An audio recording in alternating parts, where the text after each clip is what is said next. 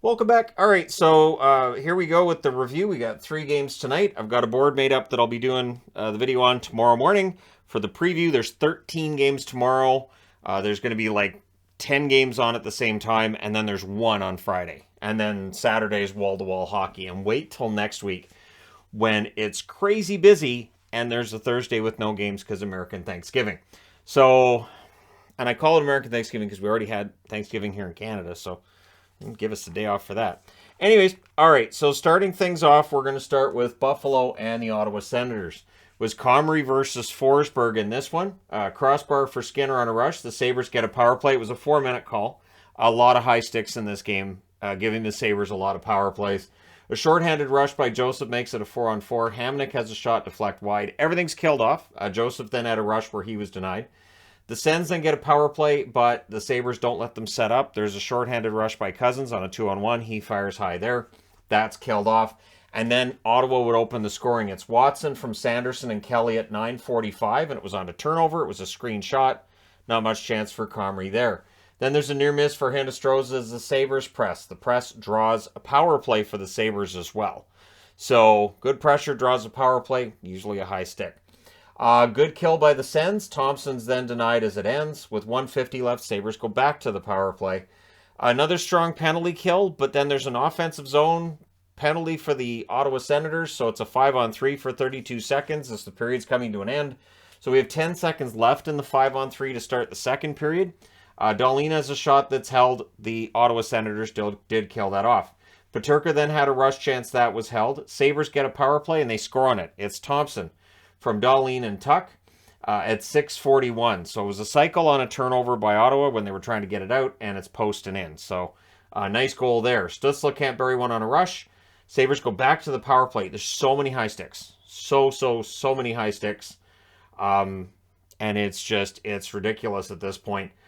Things get punchy with Sanderson down. The referee is told that he sucks because they wanted a penalty on that one. And so, yeah, the chant goes and the chant goes, and it's interesting that there were 2 games that I heard that loudly, and both of them in Canadian cities. So we get a 4-on-4. We get a post for DeBrincat. Dahlin then pushed Joseph into Comrie. So Joseph he's kind of in midair, and Dahlin kind of launches him at his own goaltender, and Comrie was clearly hurt.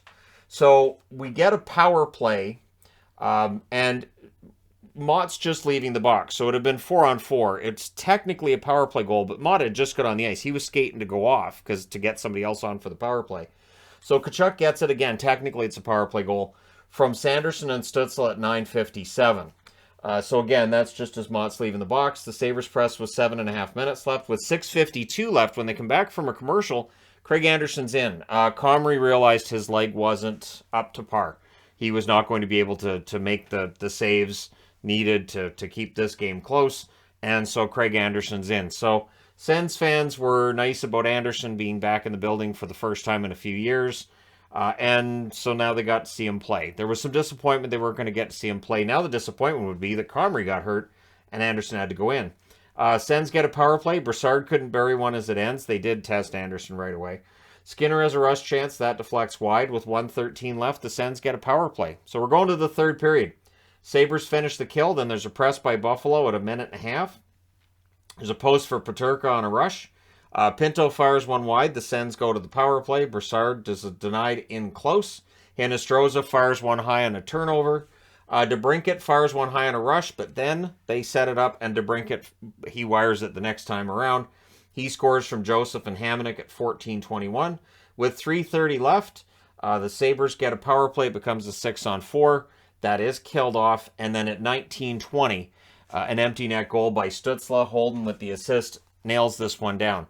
For Ottawa, they're now 6-9-1 with the 4-1 victory.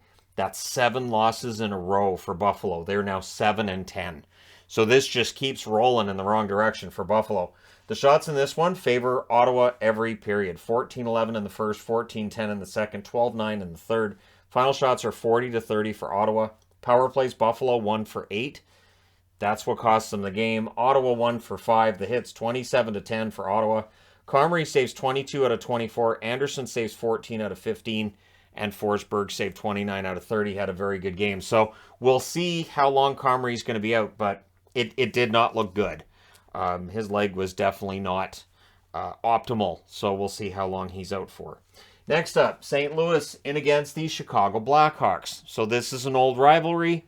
It wasn't a nasty game, though. Like, there was some nastiness in this, mostly the fencing with all the high sticking. There was some nastiness in this. We'll get to it. But it was Binnington versus Soderblom.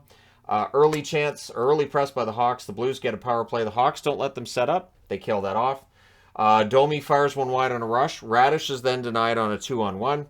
The Hawks press at 8.5 minutes. The shots are 5-3 in favor of Chicago with 8 minutes left. Levo then had a rush chance, was blocked. And then Rosen banks one in off Regula. And Falk and O'Reilly with the assists on that at 14:09. So O'Reilly's starting to get on the board. That's important.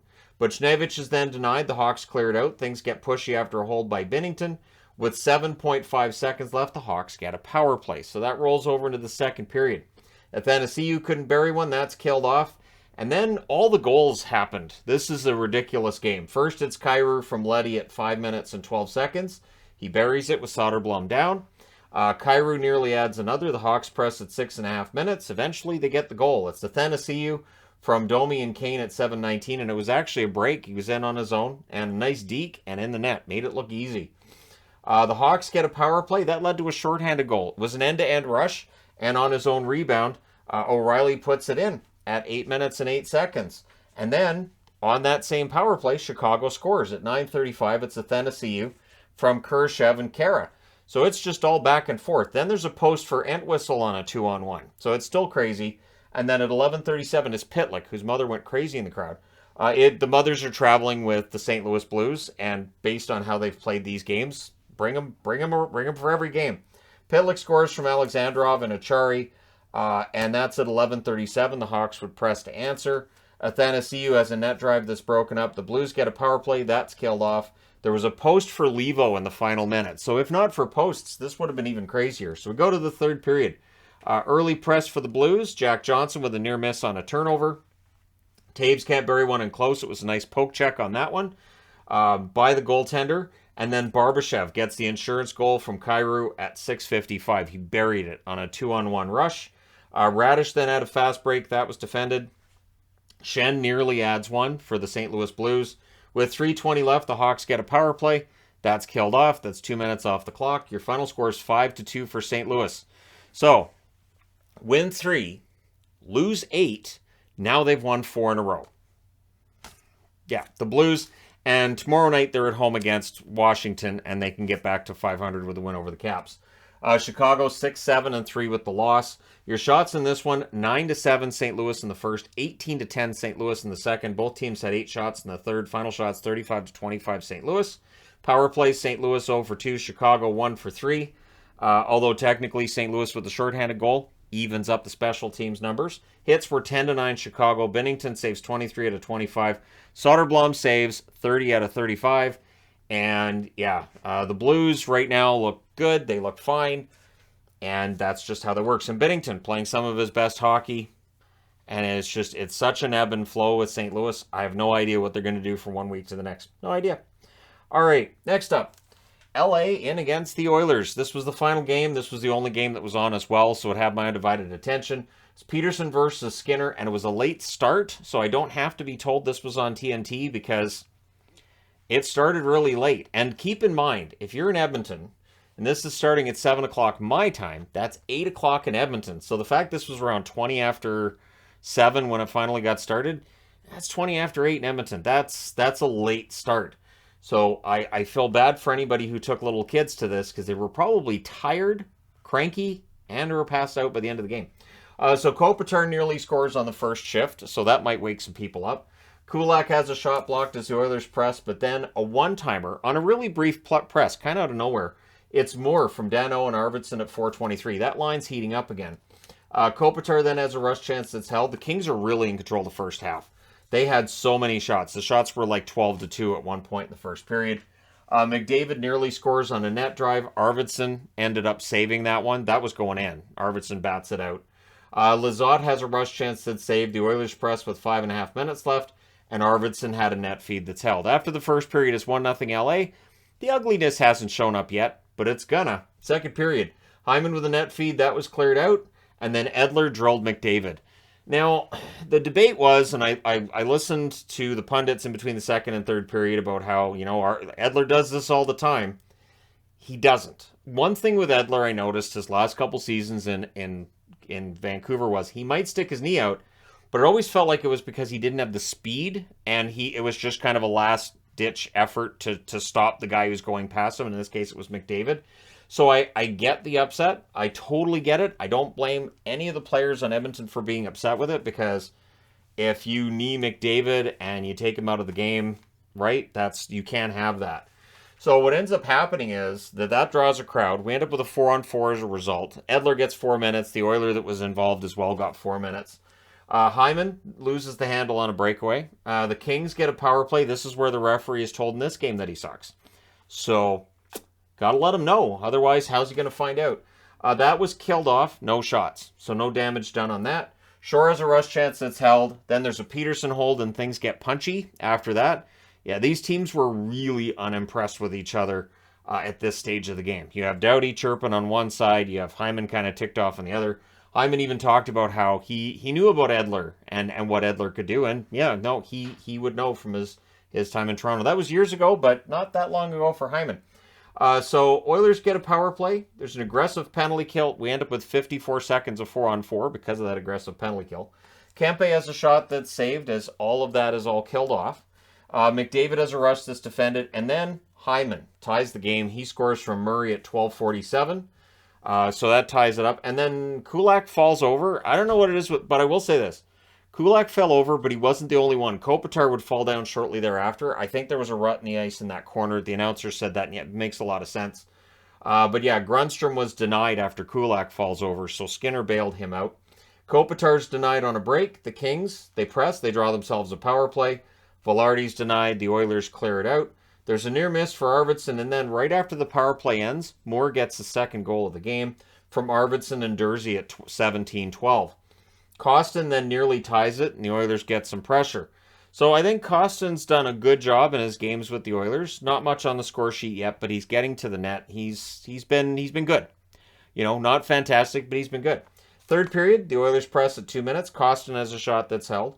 Shots are 3-1 for Edmonton at 5.5 minutes, as one would expect, because they need to come back and win this, right? Draisaitl's denied and close. Murray has a rush chance that's blocked. Edler, every single shift he's out there, the Oilers were looking for any excuse to push him, to check him, to just, give him a little tap with the stick, just to let him know we haven't forgot what you did with McDavid. So keep an eye on the next game and see if the next time these teams meet each other, if Edler's a bit of a target then too. So good back and forth at the half. Kupari gets hurt in the corner, but he did get up and he did skate off. It looked kind of scary at the time. Danault's then denied and close. I still don't know how Skinner saved that. The Oilers press with 5.5 minutes left. Things get pushy again after a Skinner hold. And basically on every whistle after this, it was an excuse for players to kind of, have you seen my glove? Here it is, right up the head. So yeah, it was getting pretty tense towards the end of this. McDavid had a rush chance that deflected out. It was Walker deflected that one out. Goalie pull with 2 minutes left, and that leads to an empty net goal. It's Moore finishing his first career hat trick from Arvidsson at 1907. The Oilers would call a timeout with 38.8 seconds left. They are unable to tie this. So your final score is 3-1 for the LA Kings. They go to 11-7-1 with the win. Frustrating loss for the Oilers. They're 9-8. And they're wearing their reverse retros tonight, and they're gorgeous. They're fantastic. I love those. And I see the helmet stickers. And, of course, a lot of the magnets you guys see are actually helmet stickers used by the National Hockey League that, I ordered a whole bunch of them. I basically have every team. I really wish I could find the reverse retro stickers. I've never seen them for sale for the last batch, and I haven't seen them for this one either, and I don't think I will. But it's too bad because some of those logos, that logo on the side of the Oilers hat looks fantastic, or helmet looks fantastic. So the shots in this one, 13-6 in favor of the Kings in the first, 12-8 LA in the second, 9-7 Edmonton in the third. Final shots, 32-23 for the Kings. The Kings go 0-for-3 on the power play. Technically, they did get the one right after a power play ended, and the Oilers only had one power play. They did not score on it. The hits, 39-27 for Edmonton. Peterson saves 22 out of 23 because LA blocked 29 pucks. 29 shot blocks. This was ridiculous. But this is how you protect a goaltender that's struggling. And they did a very good job of protecting Peterson, and he gets good numbers tonight. Skinner saves 29 out of 31. He was very good as well. And there you go. You guys are all caught up. Let me know your thoughts in the comment section below as always. Don't forget to hit like and subscribe. If you're browsing your way through, you just happened upon this video. And remember, tomorrow night, it's a busy one. If you're planning on trying to follow everything, make sure you've got Gatorade or Powerade nearby to keep your electrolytes up so your brain functions right. All right, I'm just kidding. It's just buzzwords. All right, so thank you guys so much for all your support. And again, don't forget to hit like and subscribe because the channel just passed 259,000 subscribers. I might do something fun tomorrow in honor of that milestone, which is not really a milestone. 259 is not. It's fun to see the numbers going up. It means you guys like the product, and thank you guys so much for all your support. I will talk to you again soon.